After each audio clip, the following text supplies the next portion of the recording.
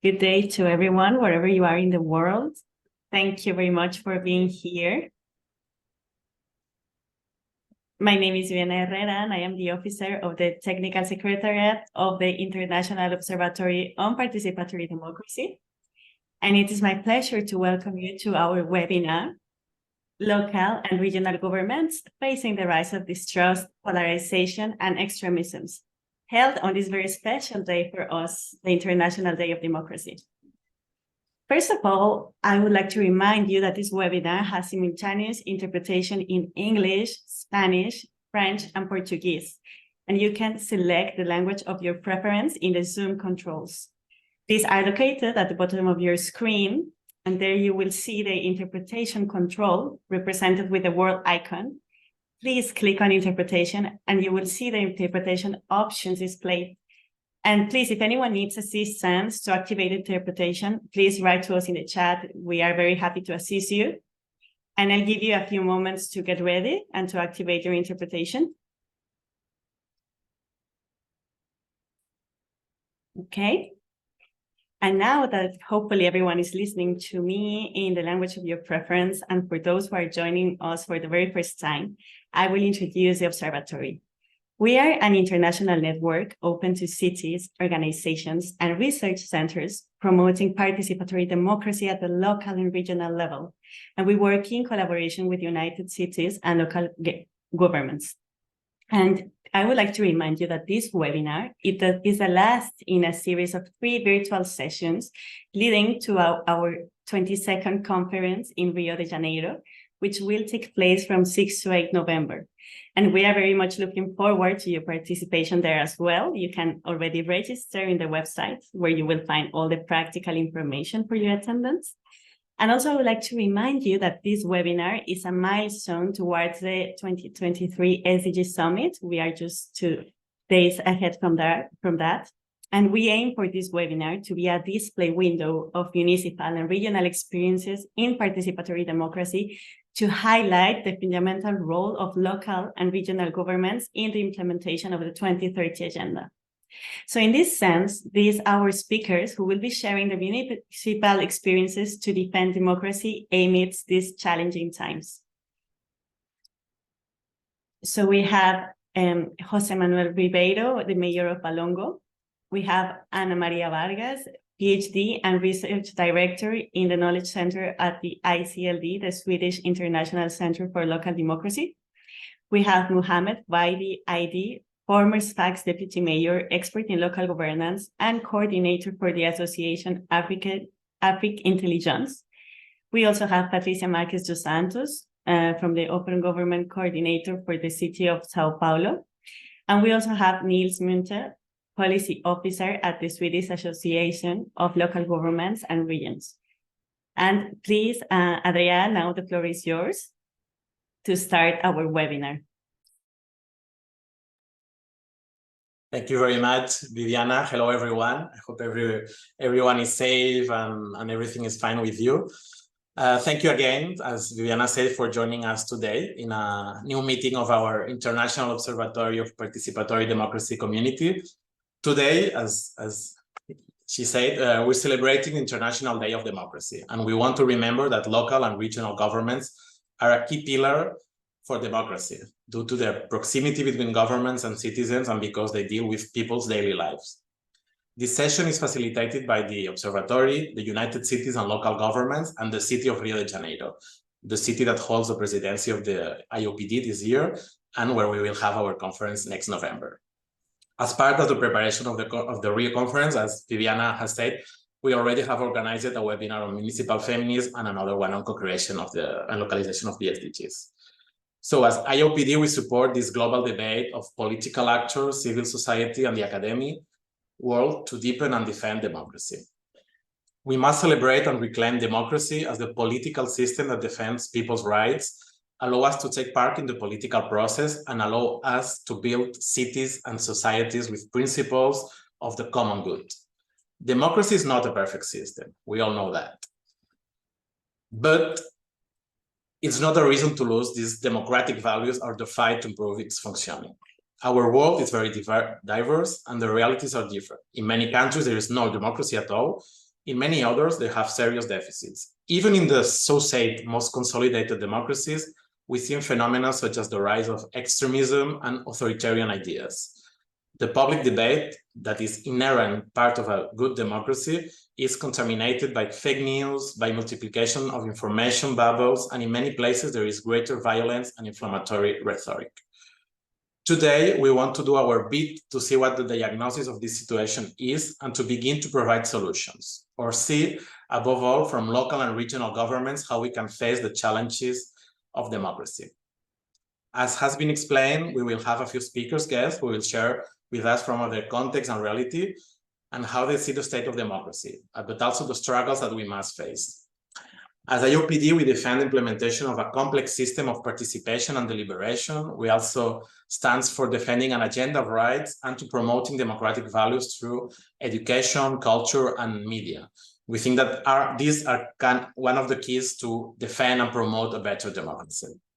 So now I'm going to give the floor to Rodrigo Corrêa, who is the Secretary for Public Integrity, Transparency and Data Protection of the Prefeitura do Rio de Janeiro.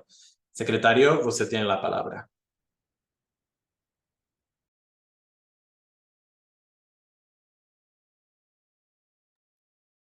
Obrigado, Adriano. Bom dia a todos e a todas. Em nome da cidade do Rio de Janeiro, do prefeito Eduardo Paes, eu gostaria de cumprimentar aos participantes, a quem faço na pessoa do senhor José Manuel Ribeiro,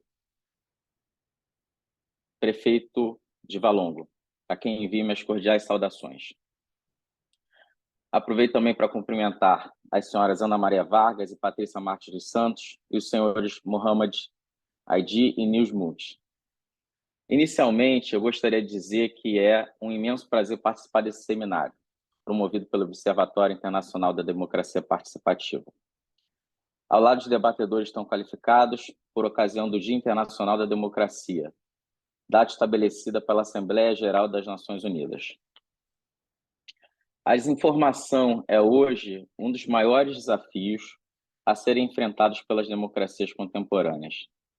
Recentemente, o mundo acompanhou atento as eleições nacionais no Brasil e as consequências concretas da promoção da desinformação nas redes, bem como da promoção sistemática da desconfiança da lisura do processo eleitoral e das instituições democráticas. Atos de vandalismo e de subversão do Estado Democrático de Direito no período pós-eleitoral foram praticados por aqueles que não aceitaram as regras do jogo democrático, colocando em risco a autonomia e a independência das instituições, bem como o livre exercício da soberania popular. Felizmente, as instituições brasileiras agiram prontamente e, com o rigor necessário, garantiram a transição pacífica de poder, como é da tradição democrática brasileira. Todavia, as ameaças ao regime democrático causadas pela desinformação estão longe de ser uma exclusividade brasileira. Desde pelo menos 2016, a sociedade global convive com o conceito de pós-verdade. Em razão da desinformação sistemática promovida através das redes digitais, eleições tiveram seus resultados comprometidos, a maior crise sanitária do século teve seu combate dificultado pela descrença na ciência, ambos os fenômenos de decorrência do ambiente de desordem informacional em que vivemos. A ascensão do populismo autoritário nos regimes democráticos permitiu que líderes populistas com tendências autoritárias, em geral eleitos pelo voto democrático, minassem os próprios regimes que o elegeram para se perpetuarem no poder, sem se submeterem à periodicidade do sufrágio popular, havendo quem prenunciasse neste fenômeno a morte das democracias.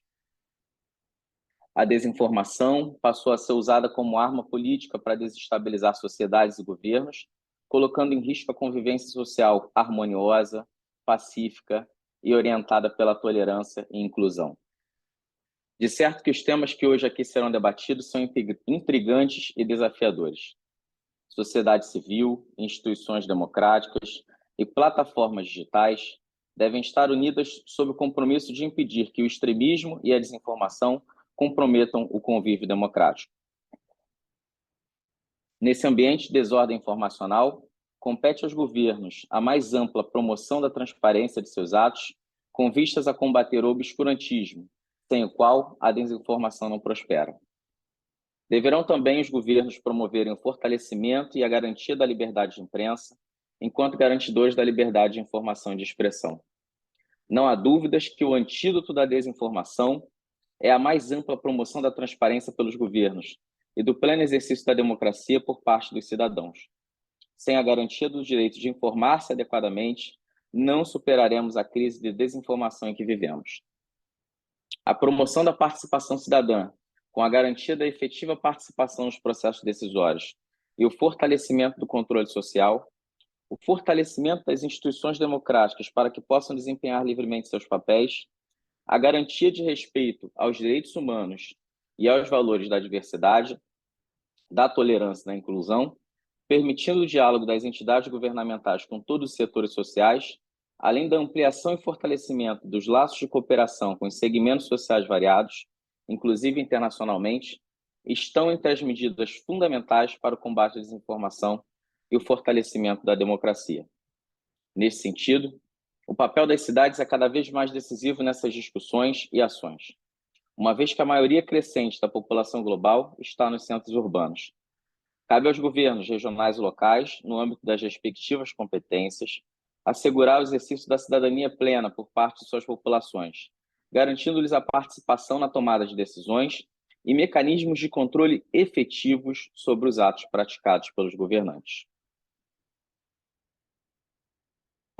Parafraseando Antônio Guterres, a democracia, o Estado de Direito e o respeito pelos direitos humanos são os alicerces de sociedades inclusivas, tolerantes e pacíficas, e é dever dos governos garanti-los e promovê-los. Os seminários promovidos pelo Observatório Internacional da Democracia Participativa são uma chance de encontrar soluções e boas práticas que orientem os governos e sociedades a garantirem a continuidade dos regimes democráticos e o pleno exercício dos direitos políticos, especialmente em um ambiente adverso, no qual a desinformação e o discurso de ódio e intolerância costumam ter alcance muito maior no ambiente digital do que a informação precisa e a comunicação tolerante não violenta. Não é trivial o desafio que o tema proposto nesse evento impõe. Todavia, eu tenho certeza que a qualidade dos interlocutores e o debate profícuo a ser hoje realizado promoverá soluções eficazes à resolução das questões apresentadas. Desejo a todos um excelente debate, tenho a confiança de que conseguiremos alcançar ótimos resultados que contribuirão para o fortalecimento e aperfeiçoamento da democracia global. Espero vocês esse ano na cidade do Rio de Janeiro. Muito obrigado.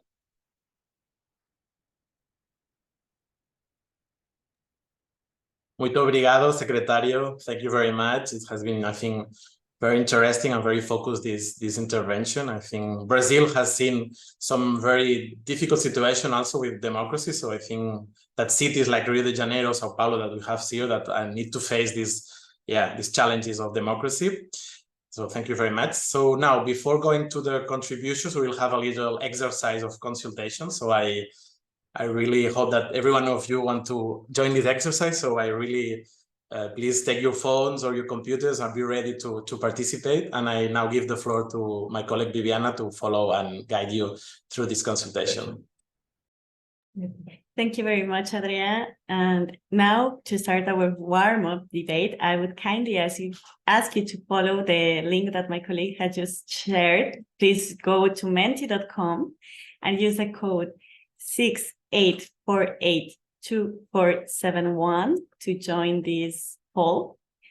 We want to hear from you, your thoughts, what you have to say. And first of all, I would like you to tell us where you're from. Please choose in the map that you're going to see in your mobile phones or your computers from which location you're attending this webinar. Right, I see dots in Brazil. Very nice. Great. Please, I would like to remind you that if you need any assistance, it's the time to write in the chat if you're having problems to use the tool. Okay, nice. Nice to see participants from Brazil.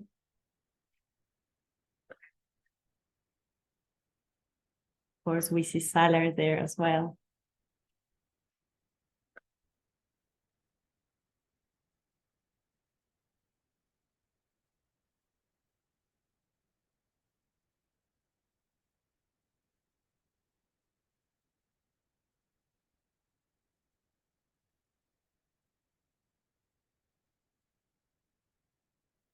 Great. Okay. We see that we have a big representation from Europe and Brazil.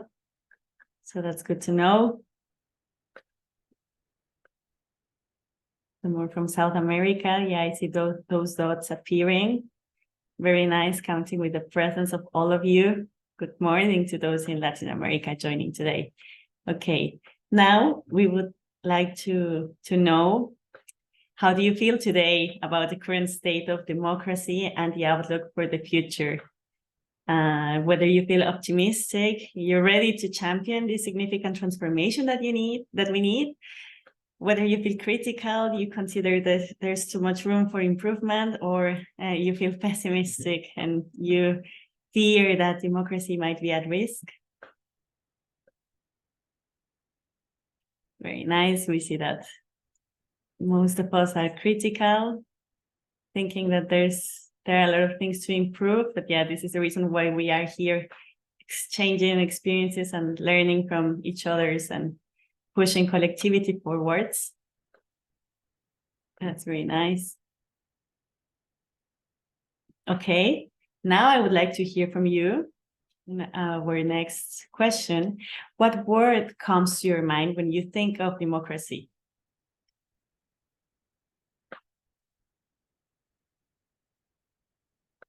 Yeah, what is the first thing that comes to your mind when you hear the word democracy? Great.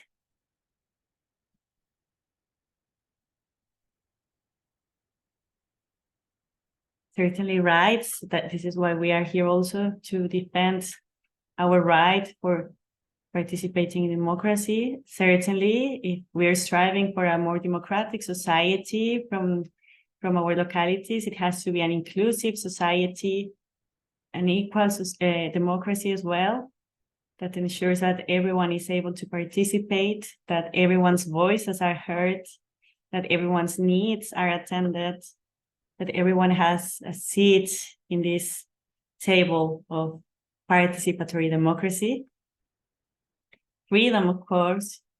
Human rights, of course, bringing a human rights approach to our participatory democracy is always very, very fundamental. And also, the more we ensure a democratic society, the more we are fulfilling human rights for everyone, social justice, yeah, diversidad, participación, yeah, vivre ensemble, certainly. Yeah, very nice. I really like these answers of yours. And then we have our next question. We would like to know, in your local or regional context, which is the most challenging population group to include in participatory democracy processes? We just heard a recent report telling us that youth, that the 50% of youth, they don't trust in our institutions. So this is certainly an alarm for all of us, but it's also, I think, a note for us to really take action, to help our most young generations to regain trust in our institutions, and also to participate, to contribute, and to come and have a say about their needs, and building the society that we want to pursue.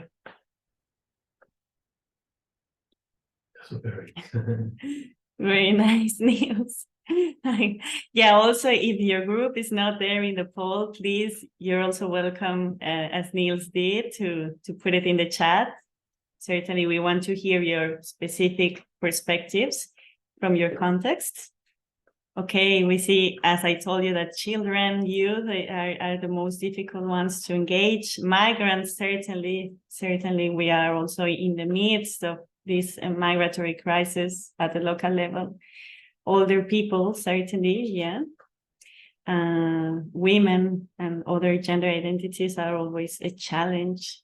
People with disabilities, exactly. Poor people and the super rich, yeah, both extremes. And our next question would be, because we like taking action, no? We like acting from our position. What can local governments can do to defend democracy? Do you think it might be citizen education and awareness, participatory and deliberative practices, or whether it can be cross-cutting human rights policies, or we're talking about transparency and open government, or maybe a combination of everything? Thank you, Sheila, for your perspective. Yeah, it's talking about the groups. Yeah, it's a very challenging question because everybody is, yeah, it's nice having this broader perspective of who we should take care of. Great. I like seeing participatory and deliberative practices as one of the building blocks of our democracy, because this is the reason why we are here all together. Perfect. Adriana, do you have any comments? Yeah, I think it's quite interesting, all the answers, and thank you very much, all of you, for participating in this little game consultation. And I think it's quite interesting that not very optimistic people, I remember these questions. So just, I think, two very optimistic questions, but yeah, maybe the reality is the one that it is. So we need this critical spirit, and of course, but also we need some some hope that we can reverse and work in a better way for democracy. So now we will give the floor to the mayor of Valongo, our friend José Manuel Ribeiro, that is also please go ahead, Mayor. Hello, I'm going to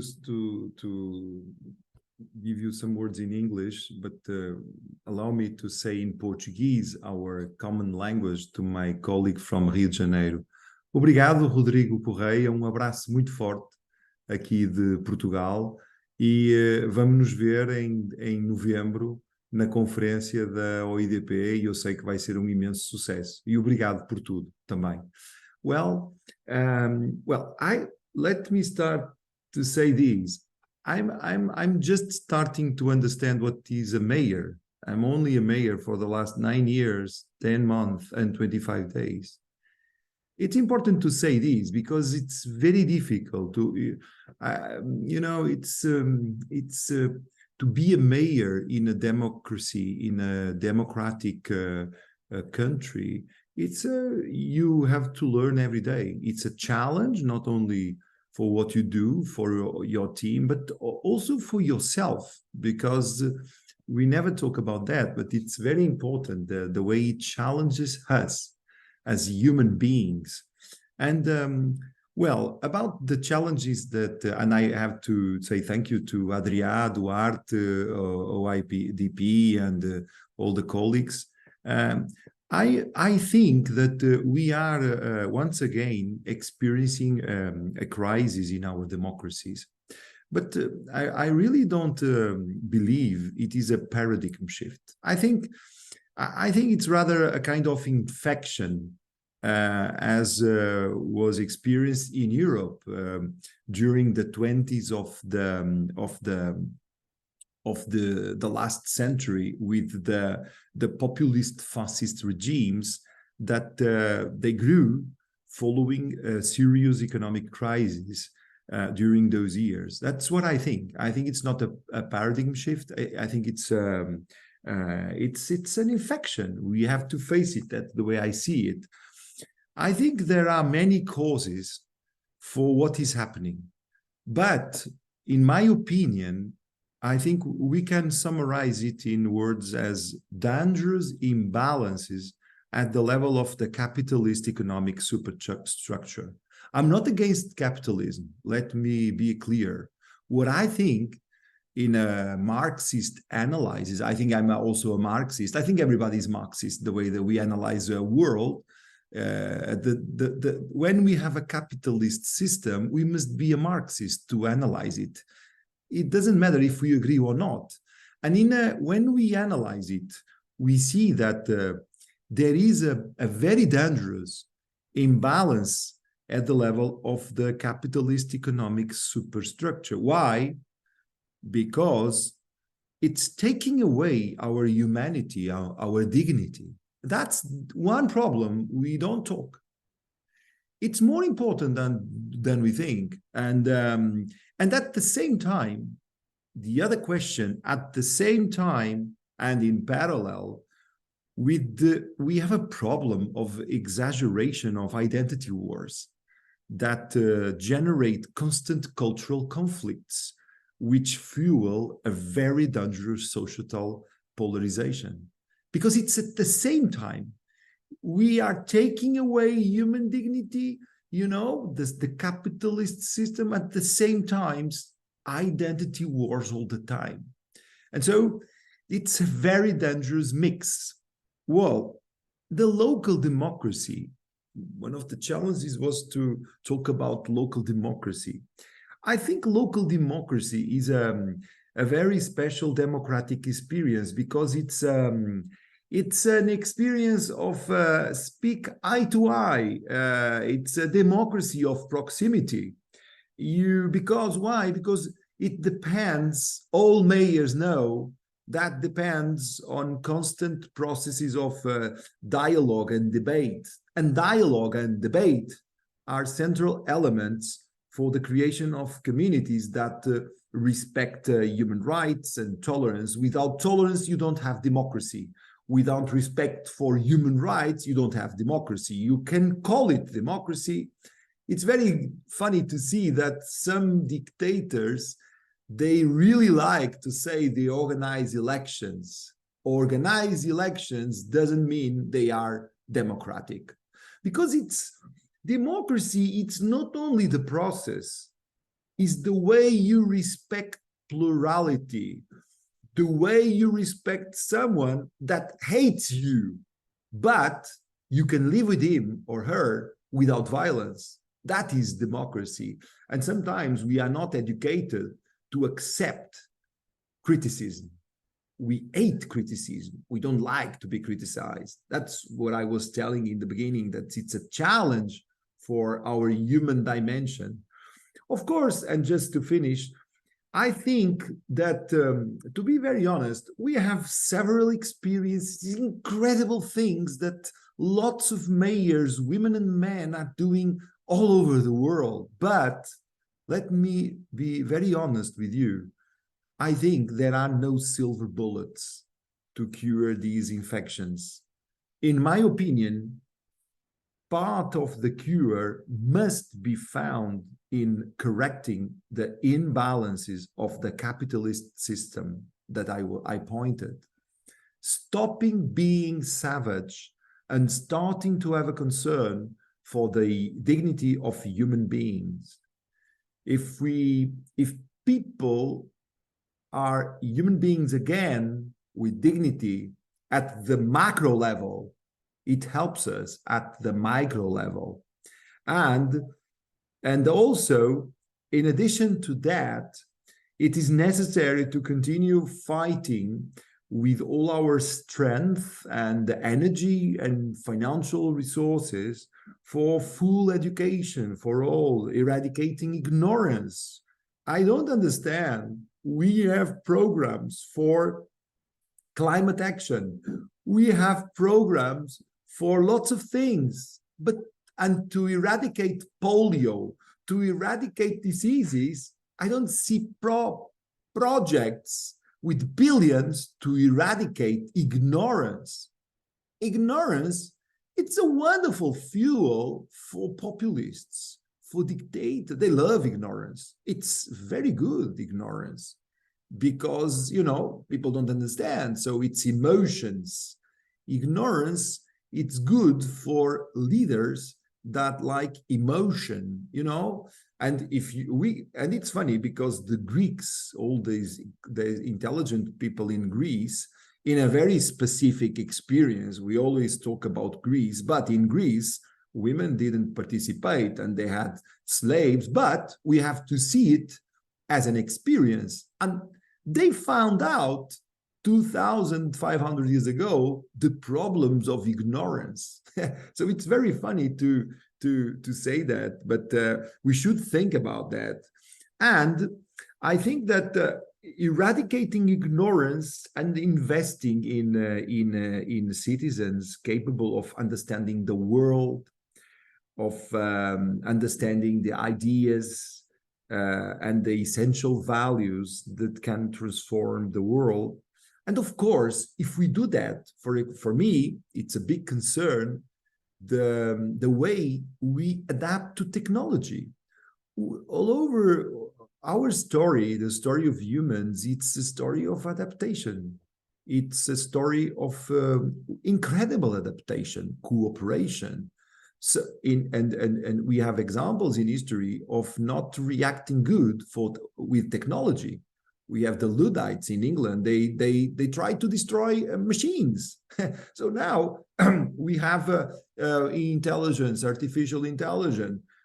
We only survive these if we invest in autonomous people, in very strong humans. We cannot lose humanness if we don't invest in debate.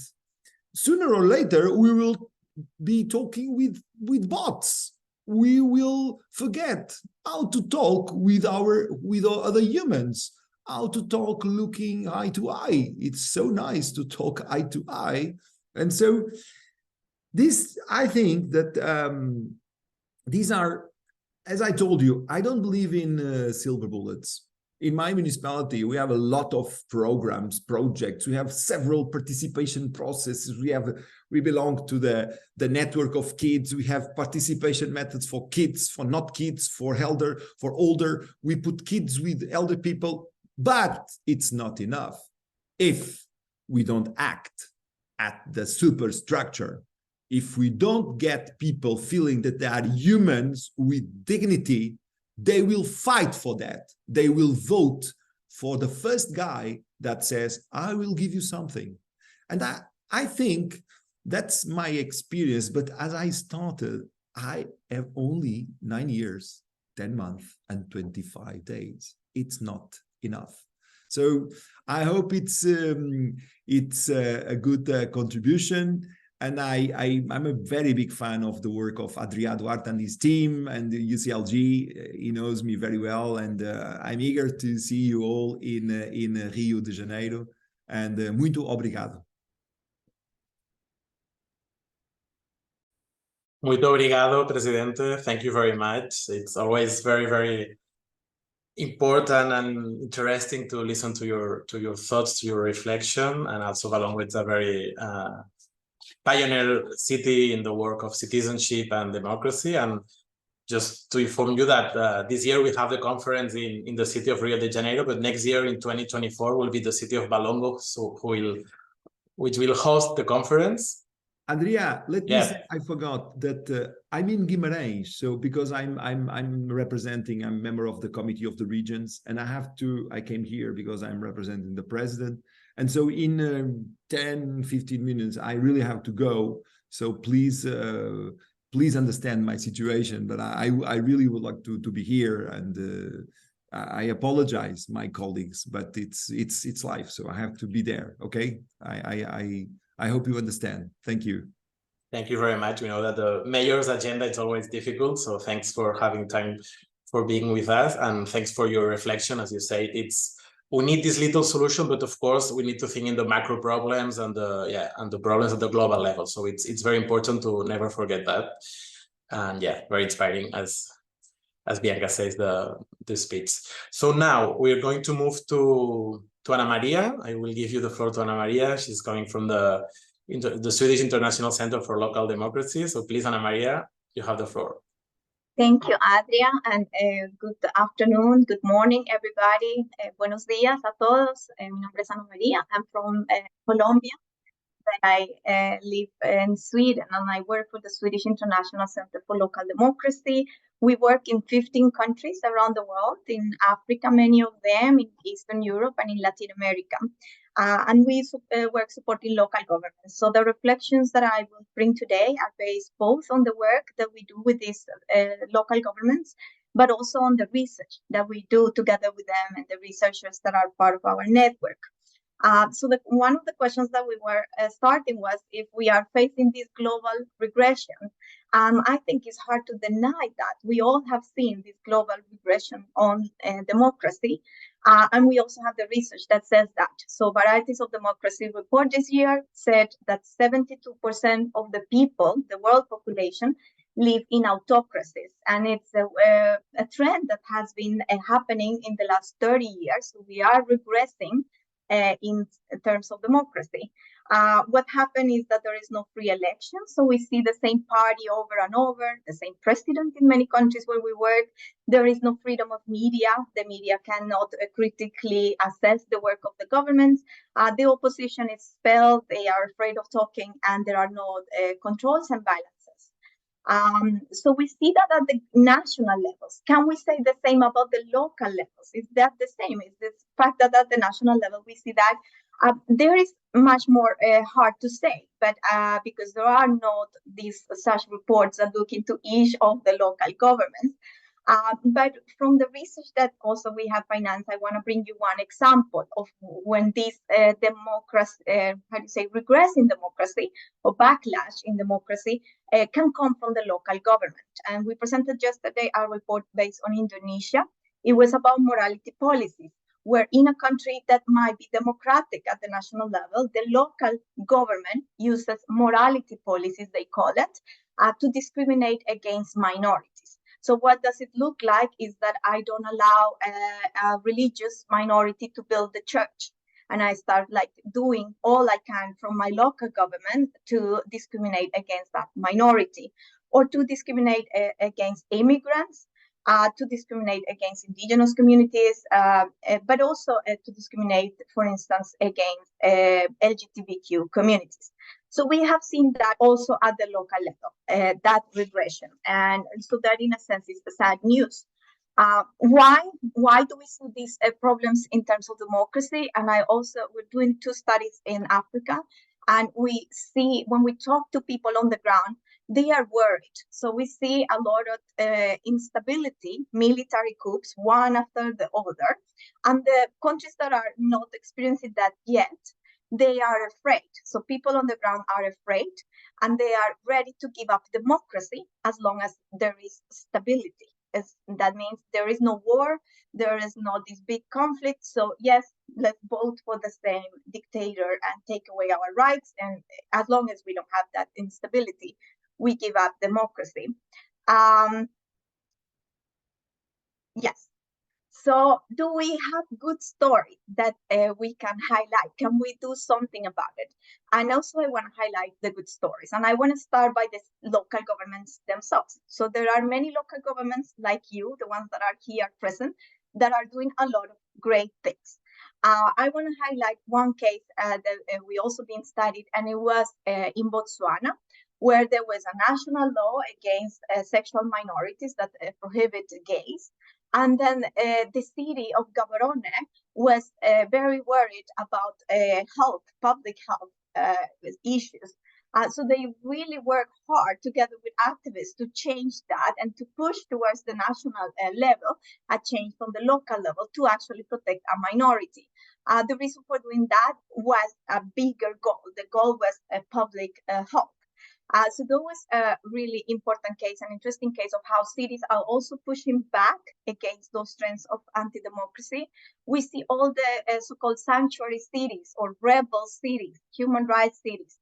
They are pushing back, they are fighting back. So we see a lot of movements at the local level, mayors that are champions of democracy, and they are really important. We need people voting. So it's not only about minority, but it's also majorities that are oppressed or that do not vote. We have an example from Guatemala. We invited the only Maya indigenous mayor that exists in Guatemala, a country that is the majority is actually indigenous from the Maya community. And she said that when she won the election, so actually she managed to mobilize all the voters. She won the election. The politicians came and the traditional, and they didn't want her to be in place. So she had to go back to her community and fight for actually that democracy. But voting is very important. We want to also bring spaces for youth, and the youth are not always able to vote. And we have a system in which, with democracy, voting is essential. When youth cannot vote because they are not 18 yet, they have to just live with the rule of the majority, those of us that can vote. And we see a lot of discomfort when we see that 3,000 youth are arrested because they are demonstrating and protesting against climate action. We see that something needs to be changed also, so that democracy, it also allows for these young voices to participate. I also, from this experience in these African local governments that we were visiting, many of the local governments say they are sleeping local governments. So we need to activate. They were just saying, but what can we do? The national government has the power, and they were just saying, we don't have money, we don't have resources. But we need leadership also from the local level. We need local governments that are ready to fight and to be champions. So what can we do also from the international community and you that are present here? We need to work in networks like the ones that you are facilitating. I think we need to highlight those champions of local democracy. One question is, what do we do with the sick, those that are not democratic? Do we isolate them? We don't talk to them. Here, all of us, we agree that democracy is a good principle, that we need democracy. What do we do with that majority that is living in these not democratic places? We cannot isolate them. We need to invite them to this dialogue. And democracy is about dialogue, it's about inclusion, it's about participation. So we need to go back to the very principles of democracy. And I want to end by just asking one question. Do we need democracy? How do I tell people that don't have bread to eat that we need democracy? How do I tell people that just experience this big climate change catastrophe that we need democracy? Actually, they need solutions at the moment. How do we tell people that are experiencing this fear of the war coming that they need democracy? And I think we do need democracy, actually, to achieve those bigger goals. I don't think that we can change the world without democracy. We need to inclusion, and we need to go back and demonstrate that democracy can also deliver. Democracy can deliver well-being. Democracy can deliver good things. Many local governments are doing many important things to deliver, because as the mayor that talked before, local mayors and local governments don't have time. They have 3 years, 4 years where they need to deliver. So if there is a place where we can build democracy, that's at the local level. And I hope that all of you continue to deliver, to make democracy deliver. Thank you.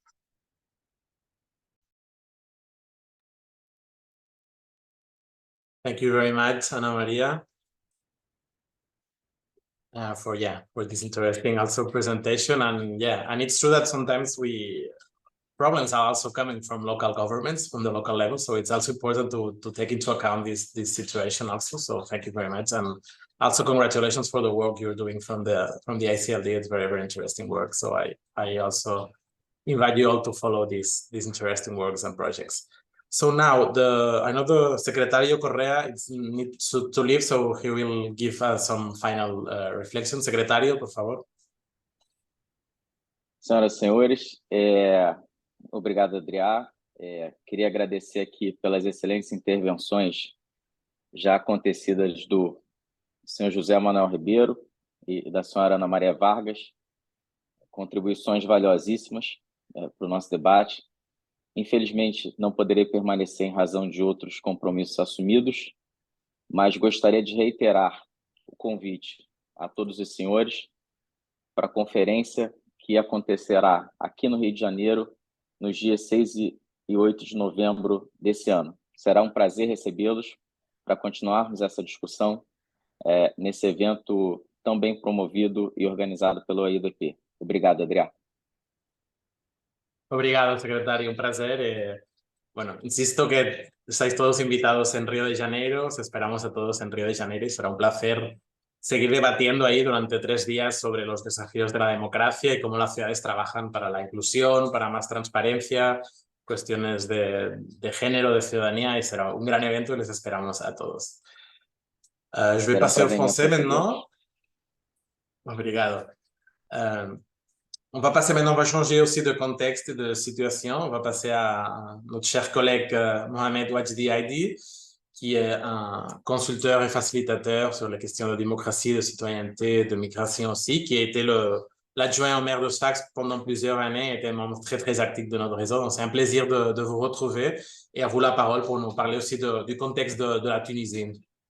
Merci Adria, merci Viviane. Je remercie le IDP pour cette invitation.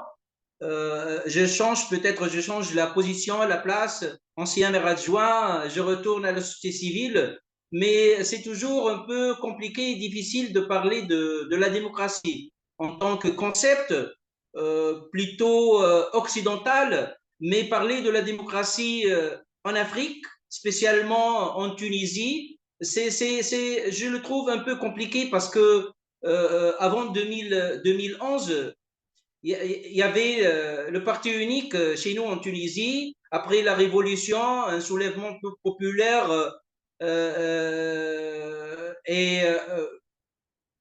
le commencement, le début de l'installation, de fonder notre démocratie à nous, les choses n'étaient pas stables, ça se complique depuis maintenant 10 ans. Avec ma petite expérience en tant que maire adjoint de la deuxième grande ville de la Tunisie, je vois peut-être que parler de la démocratie dans une société en transition, c'est un peu spécifique.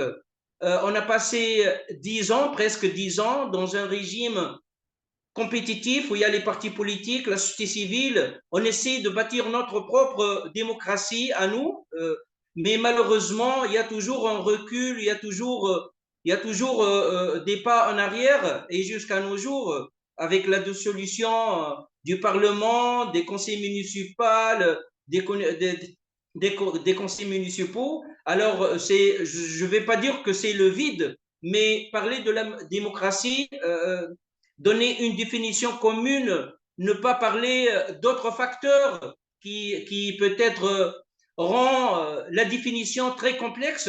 Je crois que la démocratie est une résultante d'une société qui cherche à respecter la liberté individuelle, la liberté collective et les droits de l'homme. Dans une société qui vit la pauvreté, les crises multiples, sociales, économiques et politiques, est-ce facile de parler de la démocratie? Mais je crois que ça reste toujours une volonté des sociétés pour chercher la liberté, pour chercher les droits de participer à la décision politique. Parler de la démocratie avant de parler des vrais fondements d'une pratique démocratique durable, c'est un peu anticipé. L'exemple de notre pays, je peux dire que depuis 2011, on a essayé de bâtir cette démocratie, que ce soit au niveau national et surtout au niveau local, à partir de 2018, avec la première élection démocratique des conseils municipaux et un nouveau rôle des acteurs de la société civile et des associations et de l'élite intellectuelle et politique. Les choses ont bien changé, mais malheureusement, vu que les transitions se passent toujours avec beaucoup de difficultés, avec beaucoup de défis et des obstacles. Maintenant, le pouvoir exécutif chez nous, guidé et dirigé par le président, voit les choses autrement, prend les choses avec une vision plus ou moins d'un seul côté, qui est le côté du pouvoir exécutif représenté par le président de la République. Il n'y a pas de conseils municipaux, il n'y a pas vraiment un parlement élu par même pas 11% du corps électoral. Est-ce le blocage? Je crois qu'une société en transition essaie toujours de trouver d'autres solutions, d'autres alternatives pour mieux fonder cette démocratie. Est-ce que, comme vient de le poser la question Anna, pour dire avec la pauvreté, avec peut-être la dictature et le vouloir de dominer, on est censé chercher toujours, ou on cherche toujours la démocratie avec une définition plus ou moins classique, les partis politiques, la participation au niveau local, ou il faut s'adapter aux conditions sociales et économiques pour chercher son propre démocratie. Je crois que on est tous d'accord pour parler des libertés, de la participation, mais chaque société, je pense, elle doit créer sa propre démocratie, sa propre façon de faire participer les jeunes et la population.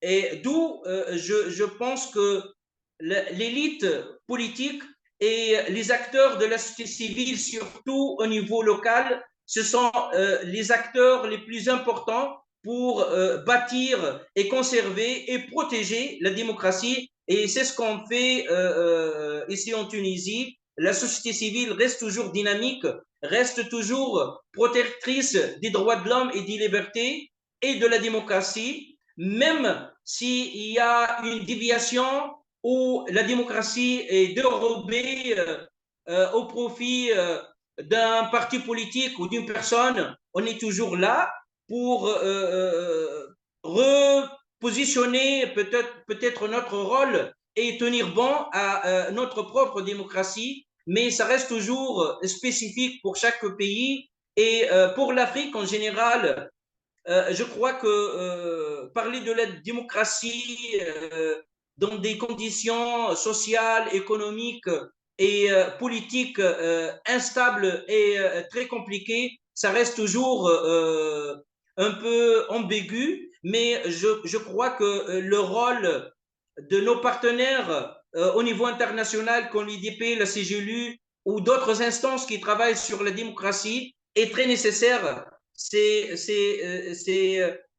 une façon ou d'une autre de grouper les efforts, de négocier, de dialoguer et aussi d'apprendre. Et je crois que c'est nécessaire pour mieux peut-être bâtir une démocratie, surtout dans des sociétés plus ou moins faibles et cherchent sa démocratie peut-être dans des conditions plus ou moins difficiles et compliquées. Et merci. Merci beaucoup pour votre présentation, pour votre intervention. C'est très important aussi de reconnaître ces différents contextes, non? Et l'importance, bien sûr, quand on parle de démocratie, de comprendre aussi le contexte social, économique et bien sûr culturel des pays. Donc, c'est très, très important.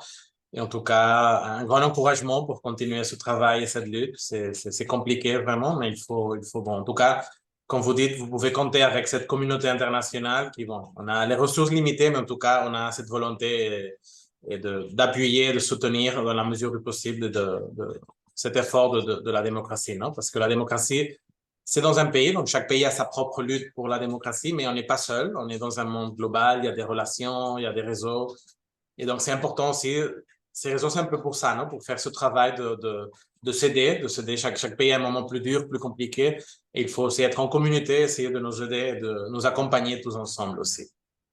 Merci. Merci beaucoup.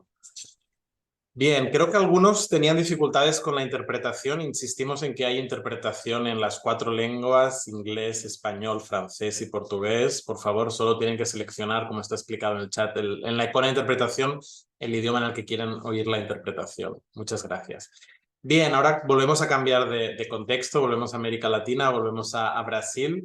Tenemos con nosotros a Patrícia Marques dos Santos, que es la coordinadora del Gobierno Abierto de la ciudad de Sao Paulo, que también están haciendo un gran trabajo. Patrícia, tenías un PowerPoint, ¿quieres que lo pongamos o no hace falta? Não, não é necessário, Adri. Perfecto.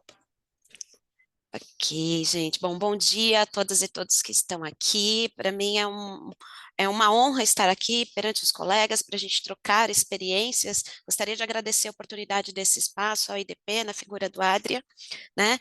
E como nós estamos falando também de democracia também é inclusão, peço um minuto desse espaço para que eu possa fazer a minha autodescrição.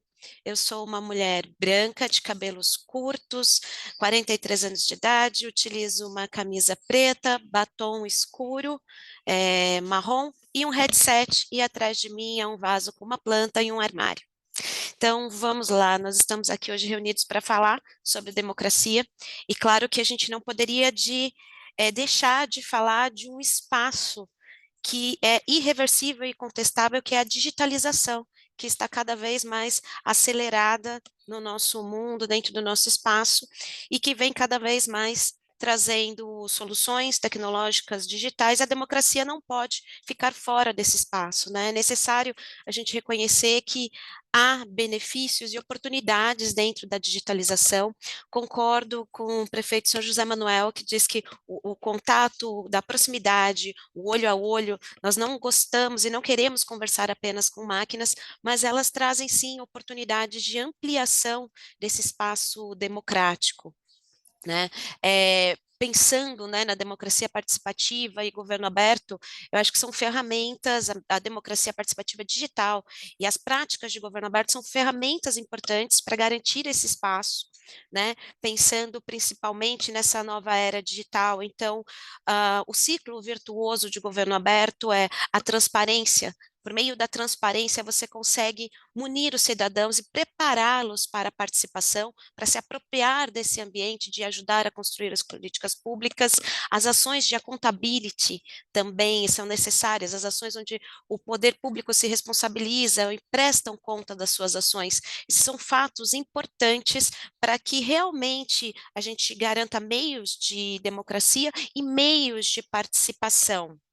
Então, gostaria de compartilhar com vocês as experiências aqui da cidade de São Paulo, e nesse contexto, a nossa cidade tem uma plataforma de participação social digital, que é o Participe Mais, né? O Participe Mais, ele é um mecanismo que atende a todos os órgãos da administração pública municipal e promove consultas públicas, né? É por meio dele que a gente conseguiu ampliar, principalmente dentro do contexto da pandemia, que começou no ano de 2020, foi uma forma de garantir a participação, já que os espaços presenciais não podiam acontecer, foi uma forma da gente garantir a participação dentro das construções de políticas públicas no mundo que passou pela pandemia do Covid-19. Então, a plataforma, ela possibilita um meio de que os cidadãos possam interagir com o poder público por meio de ideias e consultas nas construções das políticas públicas, bem como envio de colaborações para a construção de peças como o orçamento da nossa cidade, por exemplo, né? Então, ele veio como uma ferramenta, não para tirar o espaço presencial, mas que pudesse ser um complemento a esse espaço de participação. Contanto que, logo no primeiro processo participativo da nossa plataforma, nós identificamos um aumento de 500% da participação, enquanto antes 2.500, 3.000 pessoas participavam do processo presencial. Quando ele passou a ter o incremento do online, foram mais de 12.000 pessoas participando. É claro que existe o desafio de como chegar cada vez mais às outras pessoas, principalmente considerando a cidade de São Paulo, que tem uma população de mais de 12 milhões de pessoas, e um território, uma extensão territorial muito grande. Então, a participação social presencial, a olho no olho, muitas vezes é dificultada por essas questões, por esses desafios de local, quantidade de pessoas. Então, a ferramenta veio como uma oportunidade de ampliação desse espaço. E o que é interessante, dentro da nossa ferramenta, fica tudo muito transparente, ela perpassa, né, pelos pilares da transparência, do accountability, porque existe a prestação de conta dos processos participativos que lá são colocados, né, uma forma de você monitorar como que a sua participação aconteceu, o que faz com que a gente acabe ganhando mais a confiança do cidadão, no sentido de o que foi feito com a minha contribuição. Porque muitas vezes a omissão de não contar o que eu levei em conta do que você me disse acaba afastando e levando as pessoas para fora desse ambiente, no sentido de, eu não sei o que foi feito com a minha contribuição, para que eu vou contribuir novamente?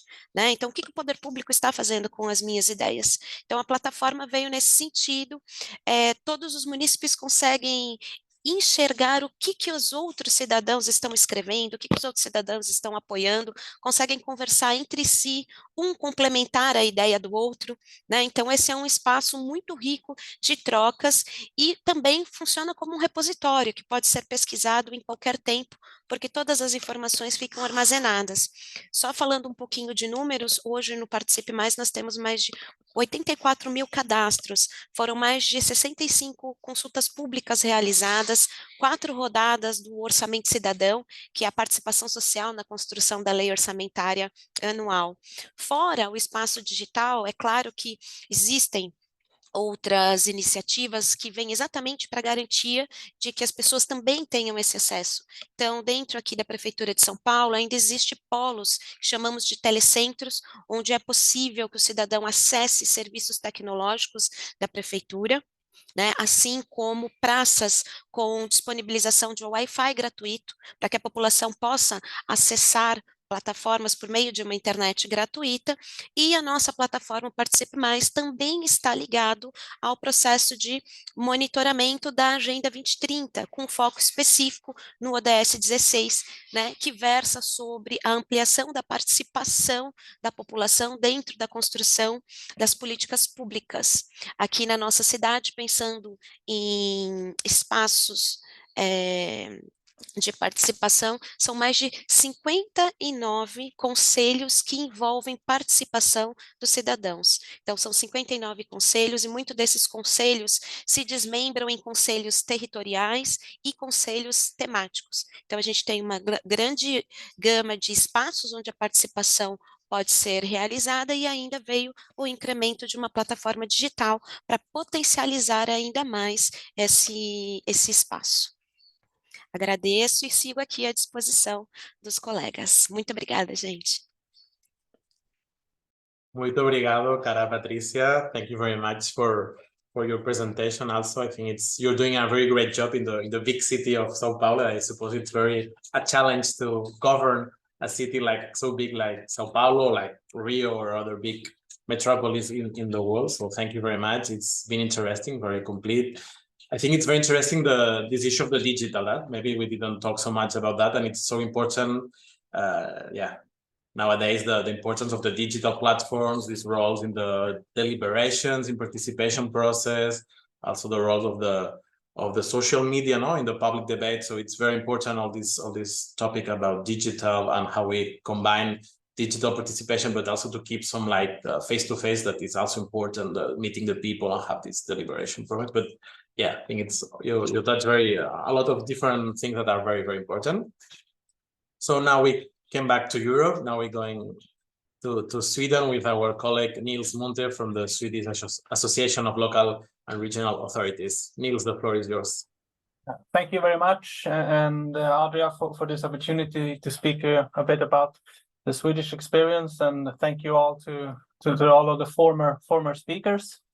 I represent an organization which is a member organization for all Swedish municipalities and regions, so we support them in their work with participatory democracy. And in this sense, and in regards to the earlier speaker here, Patrícia, the city of Sao Paulo is larger than Sweden. We are 11 million inhabitants in Sweden, and some of the municipalities that we support are as few as 10,000 or 8,000 or even 4,000 people. So there are huge differences in the way we work and the way we function. But I think we share a lot of troubles anyway, since we are all humans. And I will start by saying, in an international comparison and in different statistics, Sweden is often ranked fairly high and among the top countries with a well-functioning democracy. But that doesn't mean we don't have issues, and we see also maybe an increased amount of problems and difficulties to handle the issues that we are having. So we are having trouble to getting back on track. And I have to just say something and to agree with all the earlier speakers and which the troubles we have with the new medium internet is not as new, but still in a historic context quite new. And of course, what social media is doing to democracy right now is it's fairly dark, and we see a lot of bad consequences. And I'm honestly quite afraid of what will happen when AI continues to develop and to only enhance the bad behaviors that we already have on the internet. So I think if we get even more consumerist, even more self-aware, and even more angry with the help or the manipulation of AI, that's not a good ground for building a strong democracy. So we really need to watch that, because we've seen what social media has only done in the 15 years that we've used it. So we need to look out and to worry about that, so that internet can be the democracy accelerator that we hoped it to be in the beginning. And of course, this meeting is a clear representation that internet and the new medias is and can be a really strong accelerator for democracy. In Sweden, then, I say we are not immune to what's happening around the world. As we heard earlier, we have a global decline in democracy, and similar thoughts are also happening in Sweden, especially what's happening in the United States. Sweden is fairly occupied with what's happening in the United States, and a lot of those thoughts are influencing us a lot. And the extremists that are the extremist way of doing politics and thinking is also spreading in Sweden. We have some major issues with inclusion, I would say, and we can see that people living on the countryside are generally less content with how democracy is functioning, and also in the suburbs of the larger cities, we see that people living there do not participate in the elections as much as other people are doing. And these are groups that we have been talking about for a very long time, but we don't seem to find the right solutions for addressing those problems. And another issue is that we are seeing in Sweden is the uprising in violence and crime related to drug dealings, and we in a historical comparison now have quite a large amount of violence and shootings and murders in regards to that, and it's starting to really spread uncertainty and fear among the population. And of course, that is not also a ground for democracy. Afraid people do not tend to foster openness and democracy. So we really need to address those issues as well, and work with solutions that are effective. But we also try to influence our Swedish municipalities to do more participatory democracy, since we feel and see that this is a way of reaching our troubles. We see some really good examples of participatory budgeting in the countryside. It seems that that's a very good ground for doing participatory budgeting, and smaller local communities and groups of people are coming together and start to have a really fruitful conversations on how they can develop their neighborhood, and to the municipality can be an accelerator with that, with the PB. We also see PB for young people being very successful in a few municipalities, and especially with PB that are connected to doing activities. So where young people can create and do activities for other young peoples through PBs, we see a lot of good examples of that. And what they do well, these municipalities, that they keep the young people that have made the ideas or submitted the winning ideas, and they make them also make it come true, and the kind of educates them to be project leaders and to really facilitate and to go for the whole way and also be the ones that do the different events. So we see some good examples of that. So we hope that will continue to spread. And if I can then address the global community, I think we need to keep our world organizations democratic, with the large superpowers not being as democratic as they used to be. It's in great importance of UN and other organizations staying democratic. On the other hand, is to, at the local level, keep doing participatory events and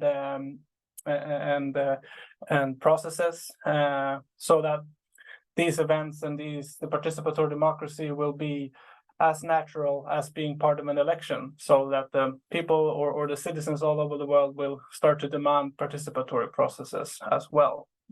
So thank you very much for your attention.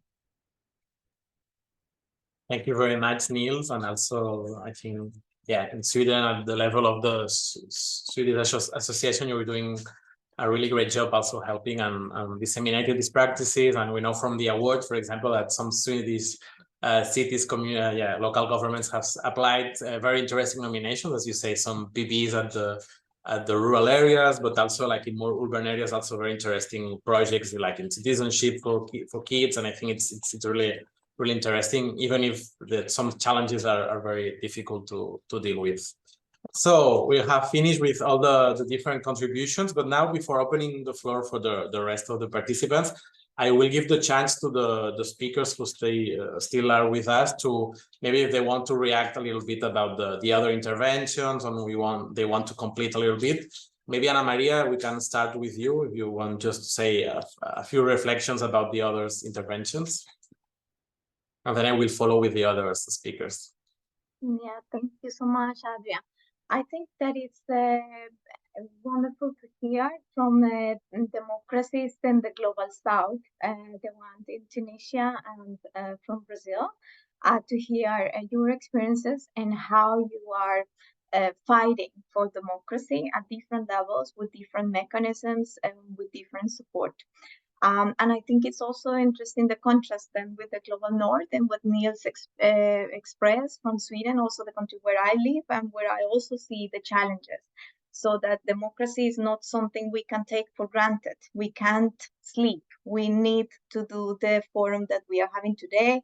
We need to talk on not only for International Democracy Day, we need to participate in the conference in Rio de Janeiro. We need to keep this debate about democracy active. It was something that maybe many of us took for granted, and then we see this backlash. So I think I see that from also the panelists as a common thing. I think the cultural context that Mohammed brought to the table is really important, the different levels and what is happening in different countries. And I think one thing that it was very interesting from your presentation was the civil society organizations, because I see it also everywhere. So we are, as local governments, we're representing the people, the movements, the social movements. And yesterday, one of the mayors said that sometimes the politicians forget who elected them. So I think that the democracy is not only about elections. We have to respond to the people. We have to be there with the civil society movements and with the everyday citizen as well. Many citizens don't have time to engage in forums. They don't have time to go and participate. So you need to also be able to go to this everyday citizen. And here what Patrícia said was really important. Like we have internet. How can we make it accessible to those that don't have the access on every day? How can we bring those tools to this everyday citizen and make it easy? And I think maybe I would end up with something that I heard once from the mayor of Malmo. And she said, my job is to make sustainability easy. So how can we make democracy easy? that is not a hard job, that is not something that puts you in jail, or that how can we allow for different voices? How can we make democracy easy for minorities? And I think this is a job for people in the global north and the global south equally. Thank you, Adrian. Thanks to you, Ana Maria. Thanks to you. Mohamed, est-ce que vous voulez prendre la parole?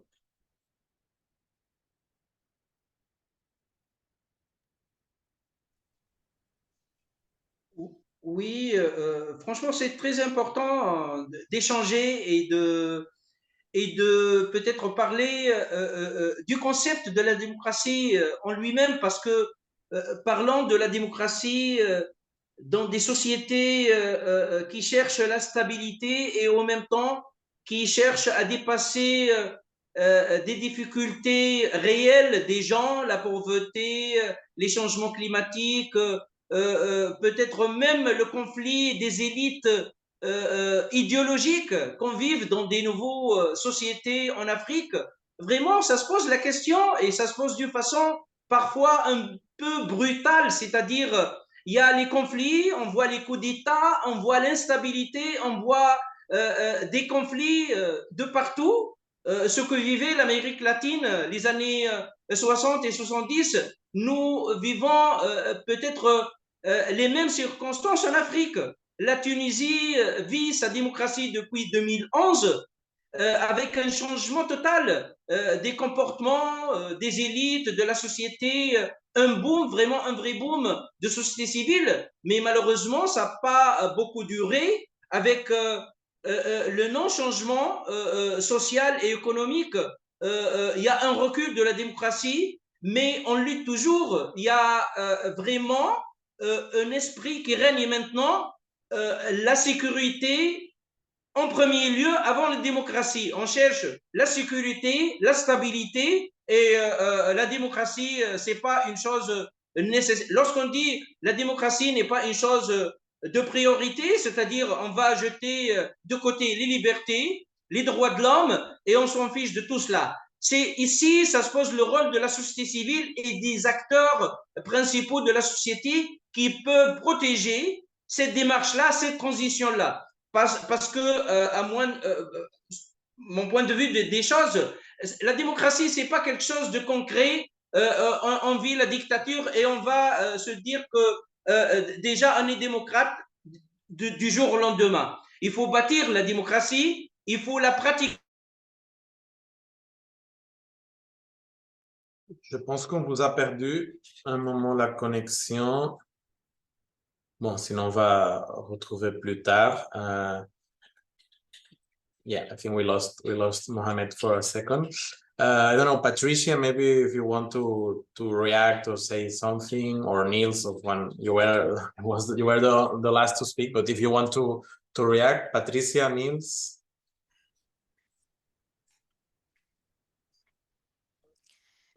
Sim, assim, concordo com todos eles. Nós temos, todas as cidades possuem desafios que são mais prementes, questões latentes mesmo, como a questão de empregabilidade, desemprego, questão de fome, moradia. Então, são problemas muito reais que fazem parte do dia a dia das pessoas e que muitas vezes nós mesmos aqui, né, um dos nossos desafios é como fazer com que o cidadão se sinta cada vez mais inserido dentro da participação e da decisão pública. Só que essa não é algo entregável, né? É algo que é sentido, e quando a gente vai para um espaço com diversos desafios e problemas de infraestrutura, fica difícil conseguir essa percepção, e aí realmente é o que o Mohamed citou, né? A questão de não é visto e fica depois para segundo plano. Eu entendo que garantir também a democracia, ela vai para além do voto, e é papel da administração pública fortalecer essa ideia dentro da própria administração pública, uma mudança de cultura onde que, claro, que exercer a participação social, quando a gente pergunta e conversa com os servidores, dá trabalho. Então, é difícil. Até a Ana Maria falou como tornar esse processo mais fácil, né? Então, é um desafio contínuo. Então, uma das das nossas estratégias também para fortalecer esse espaço é pensar em formação cidadã, educação cidadã, para preparar a população para esse espaço, para que elas entendam, né, quais são os seus direitos dentro daquilo que nós, gestão pública, estamos fazendo para o seu dia a dia, para a sua vida dentro da cidade que ela está inserida, né? Então, assim, estamos caminhando, mas ainda realmente naquela visão crítica do começo, ainda temos muitos pontos e um caminho ainda a galgar para que a gente chegue no ideal que a gente pensa e pelo qual aquele que a gente trabalha. Obrigado. Yeah, as you said, it's very important to, even if it takes so difficult, we need exactly to tackle these difficulties. Nils, do you want to also to react? Well, in my organization, we always try to promote the local self-governance. So I have to take the opportunity to do it here as well. And we just want to stress or address the issues that are important for democracy with the local governments and the cities and the regions and municipalities, which is always in Sweden. We have 290 municipalities, which means we have 290 possibilities of keeping democracy if something would happen at the national level, and to be closer to the people living in these areas, and to restore and to work with democracy at the local level to spread it from there. And our colleagues working with supporting Ukraine right now, and one of the most important and key figures that they found was that Ukraine over the last 10 years have done a really strong process in building local government, which was one of the key factors why they could be so resilient and stop the attack from Russia. So there are many aspects to having strong local governments in both keeping democracy and also in the long run, even keeping peace. So, thank you.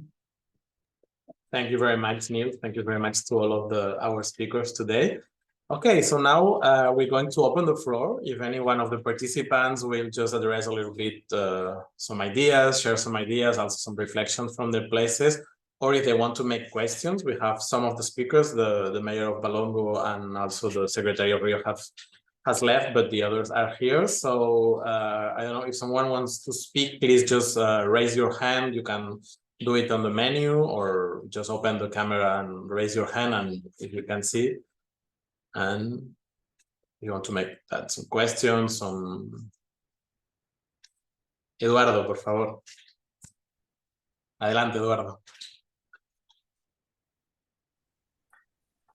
Bueno, en primer lugar, muchas gracias a todos los expositores. La verdad, son muy interesantes todos los desafíos que nos Un segundo, Eduardo. Si quieres, preséntate primero y así también para que el resto de la sala te conozca mejor. Gracias. Mi nombre es Eduardo Merodio. Yo dirijo una organización llamada IDEPA, formada en 1998, Instituto para el Desarrollo de la Democracia Participativa, y nos enfocamos desde entonces principalmente en la formación de la sociedad civil, especialmente en jóvenes. Y encontramos justamente mucho vínculo con lo que ustedes están exponiendo brillantemente hoy. Estamos en Buenos Aires, en Argentina, y trabajamos en casi toda la Argentina con gobiernos locales, con partidos políticos, especialmente con las juventudes políticas, y con organizaciones de la sociedad civil. Todo nuestro trabajo en los últimos 22 años estuvo vinculado a los temas que hoy ustedes expusieron brillantemente, que es la desconfianza, el desánimo, los jóvenes que incluso en sus propios partidos políticos no tienen formas de participar y tomar decisiones.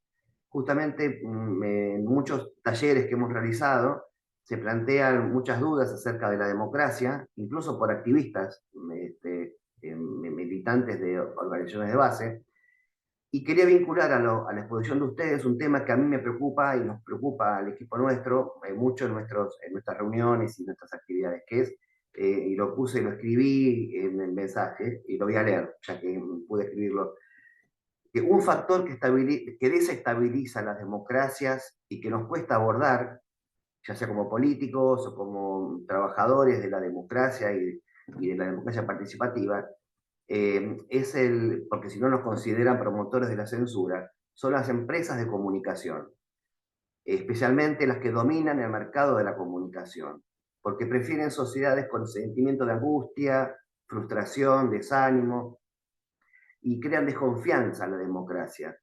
Promueven discursos de odio y manipulan la opinión pública para desgastar la confianza en los políticos, que a veces dan también letra para estas situaciones. Promueven la desconfianza en los políticos, en la política y en la participación. Y por supuesto en la democracia. ¿Con qué fin? Con el fin de mantener sus intereses económicos y financieros. Y a veces siento que los políticos tienen como temor de no pasar un límite porque las empresas de comunicación después los acusan de levantar la bandera de la censura a empresas que se llaman medios de comunicación, pero un medio vincula el emisor y el receptor. Bueno, el receptor somos nosotros ciudadanos, pero ¿quién es el emisor de esa empresa?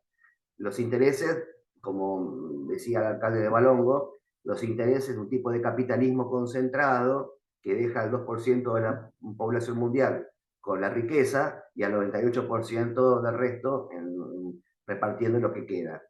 Entonces la pregunta es, ¿qué habría que hacer? ¿Qué visión nos pueden dar los expositores acerca de cuáles son los desafíos a nivel local para promover una corriente de opinión, o por lo menos divulgar o difundir o hacer algo desde las políticas públicas para restringir un poco estos discursos de odio desde los medios de comunicación a las empresas de comunicación que terminan afectando a la democracia y a la participación ciudadana? Muchas gracias, Eduardo. Sin duda es una pregunta muy importante. No sé hasta qué punto lo local puede aquí intervenir, pero bueno, algo se tiene que poder hacer, por supuesto. Adelante, Ana María.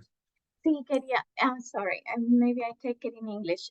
We just wanted to say something about what Eduardo said. And I think you are pointing into something very important, and it's the fear that the media is creating to sell news, because those news about big crimes or these revolts, they sell. People are engaging in social media, especially. And there was a Swedish, I think, journalist, and he said that 2.8% of the Swedish society is affected by some form of criminality. So only 2.8, and from that, only 1% from the 2.8, so it's the minimum number, it's affected by big criminality. So something that it's really like murder or something like that. But still, a majority of Swedish people says in the survey that the most important thing in their election is for the control of the criminality, even though it's something that affects very, very little of the population, almost zero. Instead of the schools, the healthcare that affects the majority of the population. So how can we explain that? And something that the local governments actually can do is the media. It's unfortunate that it's selling.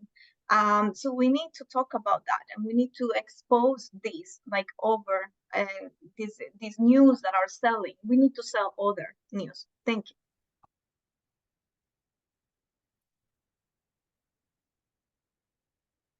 Sorry. Yeah, thank you, Ana Maria. Yeah, for sure, the role of the media, it's basic, no, in the public debate and generating exactly the opinion, generating which are the topics that we're talking about and in which framework, no, we're being informed or de-informed. Nils, please go ahead. I can say something to what we at SALAR try to do with hate speech, and one thing that we really try to address, and that we can see that a lot of hate speech starts within the political parties and in political gatherings, in the formal meetings of local government. So raising the question and awareness on how the politicians talk to each other is a good step to start, and where we try to start, because we see that they are not always, or if they start to make a comment, and then it will evolve on internet and be more hateful, but it often starts with something that a politician say. So address with them and speak with them. And something that we often hear is that they say the things like, we're in politics, you have to be have a little bit of tough skin, and so we try to work with that norm, and to speak with them and say, if your relatives are not comfortable with hearing this, why should you be? And to just try to break those norms and to address the politicians on how they address each other. Thank you. Thank you, Nils. Someone else want to jump in regarding the media hate speech? If not, maybe, I don't know, Mohamed, that we lost you in the connection. I don't know if you want to retake the floor. Oui, je m'excuse pour l'interruption, mais j'ai voulu insister sur deux choses. Peut-être une chose générale qui touche presque toutes les sociétés, que ce soit en Europe, en Amérique latine, en Afrique. La question de la société civile. J'insiste toujours sur la société civile parce que c'est l'acteur le plus important pour protéger, pour bâtir, pour garantir la protection et la continuité de la démocratie. Un deuxième peut-être facteur qui est très important, qu'on a touché son importance dans notre expérience locale et nationale ici en Tunisie depuis maintenant 10 ans, c'est la question de la sensibilisation et la participation des jeunes et des moins jeunes. On voit partout dans le monde l'abstention des jeunes et moins jeunes de participer à la vie politique, et c'est vraiment quelque chose de concret chez nous. Après 10 ans d'expérience de la démocratie concrète et réelle, une compétition ouverte, il y avait avant 2011 3 ou 4 partis uniques dominants, à savoir le parti au pouvoir, et 4 ou 5 partis, on les appelle les partis politiques officiels, c'est-à-dire créés par le pouvoir pour donner une image multiple de la vie politique. Après la révolution, après 2011, il y avait presque 214 partis politiques, c'est-à-dire on a bien ouvert le système politique aux partis, mais malheureusement, il n'y a pas des choses de concret. La situation économique se dégrade, la situation sociale de même, et on voit de plus en plus l'absence des jeunes et des moins jeunes à la vie politique, et le concept même de la chose publique est ambigu pour ces jeunes-là. Alors, il faut insister, il faut peut-être échanger, il faut peut-être apprendre d'autres expériences à travers le monde, l'importance de l'éducation et la sensibilisation des enfants, des jeunes et moins jeunes, de l'importance de la participation et de l'importance de la démocratie et des libertés individuelles et collectives. Merci beaucoup, Mohamed. Oui, sans doute, c'est clair, non? Ce rôle de la société civile qui est nécessaire. Et la question des jeunes, non? La question des jeunes est si importante, de comment on fait pour engager les générations plus jeunes, non? Il y a eu le rapport justement d'Open Society il y a plusieurs jours, cette semaine, qui a été enlevé, qui disait qu'il y a un pourcentage très grand des jeunes de 18-35 ans qui ne croyaient pas, non, que la démocratie c'était le meilleur système, et ils pensaient que la régime autoritaire c'était mieux que la démocratie. C'est un peu inquiétant, ce résultat, oui. Okay, Nils, I saw you. I don't know if you were raising your hand or was it just okay? No.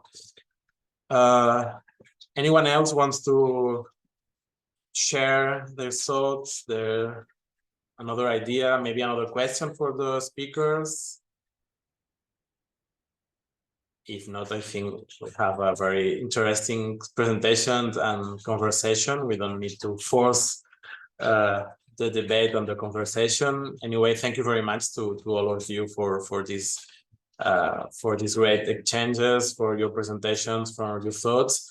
And well, we remember that we have this in our schedule, a meeting in Rio de Janeiro next November 6 to 8. It's going to be a very great also opportunity to discuss, to sharing opportunities, to sharing the different experiences. And yeah, at the IOPD, we are at your disposal to reinforce this community, this global community of leaders, local leaders, and CSO activists and academics to work for this democracy, for our dear democracy that it's in some risk, but we hope that it's gonna be keeping their strength. So thank you very much and obrigado, muchas gracias, merci beaucoup à tous. A très bientôt, hasta la próxima. Muchas gracias. Gracias, Adrián. Obrigada. Maravilloso. Muchas gracias. Gracias a todos, merci beaucoup. Thank you very Merci à vous much. tous. Merci. Merci. Thank you very much to all of you. Merci. Muito obrigada. Até o Rio de Janeiro. Tchau. Até já, tchau. Patrick.